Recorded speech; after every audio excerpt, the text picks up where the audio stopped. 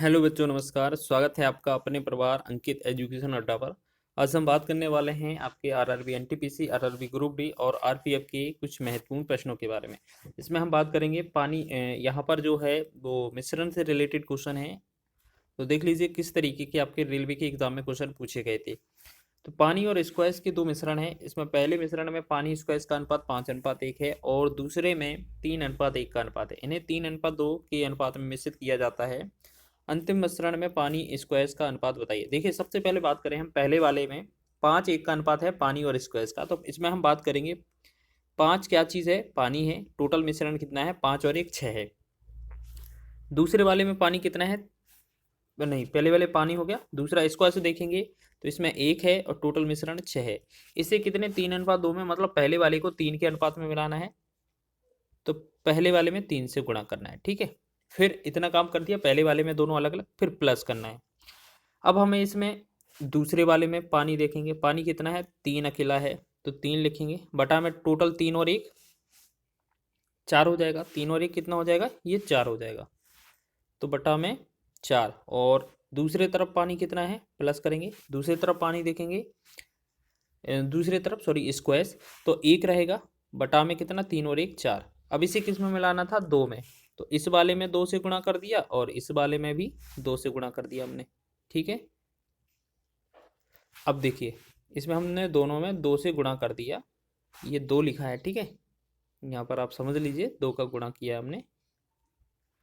अब देखो यहाँ पे हम क्या करेंगे, गुणा करेंगे। 5 या 15, 15/6 प्लस 3 दूना 6/4। और यहाँ ये अनुपात रहेगा, ठीक है। इस तरफ ऐसा रखेंगे। यहाँ पर देखेंगे तो 6 3 एकम 3 बटा में 6 प्लस 2 बटा में 4। अब हम क्या करेंगे, नीचे जो है या तो इन्हें काट लें या इनका लासा ले लें। तो लासा सबसे बेस्ट रहेगा। तो लासा यहाँ पर कितना आ जाएगा, लासा आ जाएगा 12, ठीक। 6 दूना 12, 15 दूना 30 हो जाएगा। प्लस 4 तिया 12, 6 तिया 18 हो जाएगा, ठीक है। और प्लस में यहाँ पर लासा लेकर भिन्न करेंगे, सॉल्व करेंगे। तो 12, 6 दूना 12, 2 तिया 6, 4 तिया 12, 3 दूना 6। तो इसको हम क्या लिख सकते हैं, 30 और सॉरी, देखो ये नीचे वाला 12 से 12 कट जाएगा। अब 30 और 18 को जोड़ेंगे तो ये कितना बनेगा, 48। अनुपात 6 और 6 कितना होगा, 12। अब 12 एकम 12, 12 चौके 48। तो इसका जो अनुपात बनेगा वो 4:1 बनेगा, जो कि आपका डी ऑप्शन इसका राइट हो जाएगा, ठीक है। यहाँ पर लिखा है ना 3:2 में मिलाना है, इस वजह से पहले वाले में 3 से और दूसरे वाले में 2 से गुणा किया है, जिससे हमारा आंसर आ गया है, ठीक है। नेक्स्ट बढ़ेंगे क्वेश्चन की ओर। लिखा है सोना पानी से 17 गुना भारी है और तांबे से 9 गुना भारी है। किस अनुपात में धातु का मिश्रण किया जाना चाहिए कि ताकि पानी से 12 गुना भारी हो जाए। तो आप ऐसे समझें कि एक आपका 17 गुना है, एक आपका 9 गुना है, बीच में आपका एवरेज आपको 12 लाना है। तो यहाँ पर हम इनका डिफरेंस निकालें, 3 आएगा। 17 और इनका डिफरेंस निकालेंगे, 5 आएगा। तो यही जो होगा हमारा डिफरेंस जो होगा, अनुपात, यही हमारा आंसर हो जाएगा। तो देखो 12 और 9 का अंतर 3 और 12 और 17 का अंतर 5। तो 3:5 जो होगा राइट आंसर हो जाएगा, सी विकल्प। नेक्स्ट क्वेश्चन बढ़े, अगला क्वेश्चन देखेंगे। 35 लीटर के एक मिश्रण में दूध और पानी का अनुपात 4:1 है। इस मिश्रण में 7 लीटर पानी और मिलाने पर दूध और पानी का अनुपात ज्ञात कीजिए। तो हम ऐसी बात करेंगे इस क्वेश्चन की कि अगर 35 लीटर है हमारा मिश्रण, इसमें हमें 4:1 के मिश्रण में इनका दूध और पानी का अनुपात है। तो 4 और 1 टोटल कितना, 5 अनुपात की वैल्यू कितना है, टोटल 35 है। तो 5 एकम 5, 5 सत्ते 35। इसका मतलब क्या है, 1 अनुपात की वैल्यू 7 आ गई। अगर आप इसमें 1 अनुपात की वैल्यू 7 निकाले हैं तो यहाँ पर जो दूध होगा, यहाँ पर हम बात करें दूध की, तो दूध कितना होगा और पानी कितना होगा। तो दूध जो होगा 4 अनुपात में है, 1 अनुपात की वैल्यू 7 है और 4 अनुपात की वैल्यू 7 चौके 28, ठीक है। बटा में नीचे लिख लेते हैं पानी, ठीक है, नीचे लिख लेते हैं हम पानी। और दूसरा 1 अनुपात है तो 1 अनुपात का वैल्यू 7 ही है। तो आप वैसे भी लगा सकते हैं कि अगर इसमें 35 लीटर टोटल मिश्रण है, 28 लीटर दूध है, तो 7 लीटर पानी होगा। अब बोला गया है इस मिश्रण में 7 लीटर पानी और मिलाने पर, मतलब 7 लीटर पानी और मिला दिया जाए तो नीचे हमारा पानी ये हो जाएगा, 7 और जोड़ देंगे। तो दूध और पानी का अनुपात कितना होगा, देखिएगा 28 तो हमारा है ही, बटा में 14 हो गया। 14 दूना 28, 14 एकम 14। तो हमने देखा 2/1, या हम कहें 2:1 जो होगा इस क्वेश्चन का राइट आंसर होगा। बी ऑप्शन इसका राइट है। तो ये आंसर हो जाएगा हमारा। नेक्स्ट क्वेश्चन देखेंगे। अब लिखा है 50 लीटर शुद्ध दूध वाले कंटेनर से 10 लीटर दूध निकालकर 10 लीटर पानी डाला जाता है। यदि इस प्रक्रिया को 3 बार दोहराया जाता है, अंततः पानी और दूध के बीच अनुपात क्या रहेगा? तो आपको ऐसे समझना है कि सबसे पहले तो हमें अंत में दूध देख लेना है कितना हो रहा है, तब जाके फिर हम उसका अनुपात निकालेंगे। ठीक है,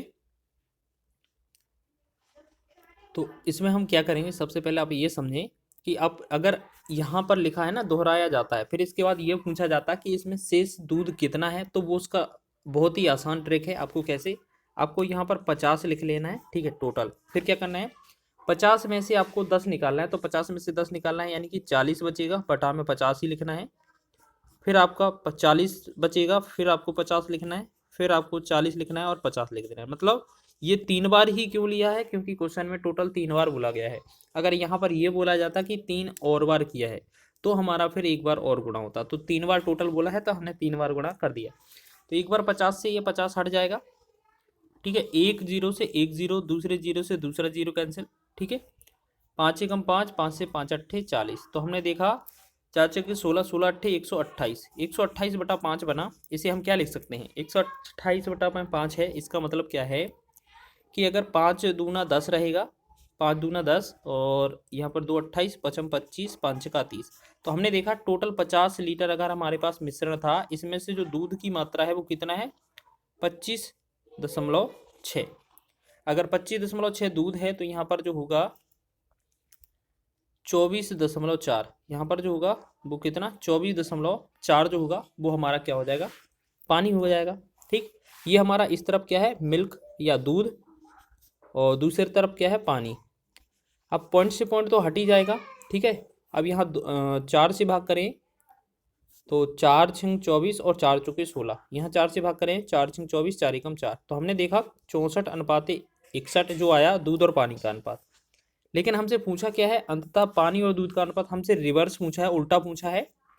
तो उल्टा क्या हो जाएगा, 61:64 ही तो होगा। यही तो हमारा है विकल्प सी ऑप्शन। ठीक है, तो आगे बढ़े नेक्स्ट क्वेश्चन की ओर। अगला क्वेश्चन देखें। लिखा है चावल की 2 किस्मों का मूल्य 50 रुपये प्रति किलो और 60 रुपये प्रति किलो है, जो कुछ अनुपात में मिश्रित की जाती है।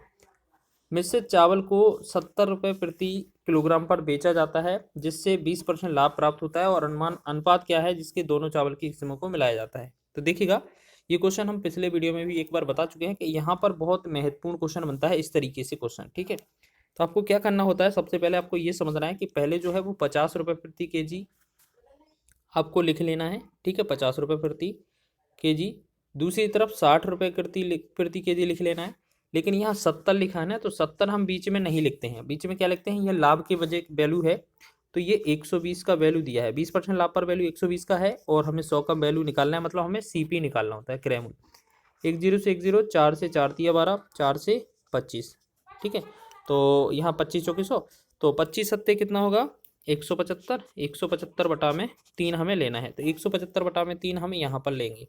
ठीक, अब देखिएगा इस अनुपात में क्या है, ये बटे में वैल्यू होती है ना, तो घटाना कठिन होता है। तो हम क्या करेंगे, इसके बटा 1, इसके बटा 1 और इसके बटा 3 लिखा है, इन सभी का लासा।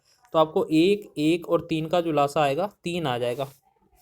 ठीक, तो आपका ये 3 आ जाएगा, क्या आएगा, LCM।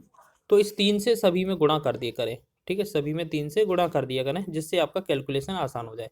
इस 3 से ये 3 हट जाएगा, 50 तिया 150, ये बनेगा यहाँ पर कितना 150, और ये बनेगा 6 तिया 18 180, और ये है 175। ठीक है, ये कितना है 175। आप अगर यहाँ से इनका डिफरेंस निकालेंगे 5 बनेगा, यहाँ से इसका डिफरेंस निकालेंगे ये 25 बनेगा। तो 5/25 का मतलब क्या है, 1:5। ठीक है, तो 1:5 जो बनेगा इस क्वेश्चन का राइट आंसर बन जाएगा। आगे बढ़ेंगे एक नेक्स्ट क्वेश्चन की ओर। एक और क्वेश्चन देखते हैं इसी बेस पर। 400 रुपये प्रति किलो लागत वाली दार्जिलिंग चाय 300 रुपये प्रति किलोग्राम वाली असम की चाय के साथ किस अनुपात में मिलाया जाना चाहिए, ताकि प्राप्त मिश्रण पर को 408 रुपये में या प्रति किलो में बेचने पर, इस दर से बेचने पर 20% लाभ हो। तो पैटर्न वही है, पहले हमें 400 लिखना है, फिर हमें 300 लिखना है। ठीक है।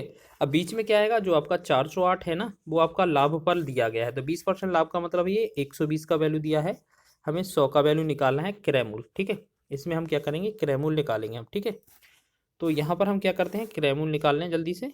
देखो, तो यहाँ पर क्रय मूल्य निकाल रहे हैं हम। तो 10 से 10 कर दिया। ठीक है, तो यहाँ पर 12 एकम 12, 12 तिया 36 और 4 48, 12 चौक 48। तो हमने देखा 34 का 10 में गुणा करेंगे 340। तो यहाँ पर जो बीच में आएगा ना वो 340 आएगा। 300 से 340 का डिफरेंस 60 आ जाएगा, नहीं 40 आएगा। ठीक, और इससे 60 आ जाएगा।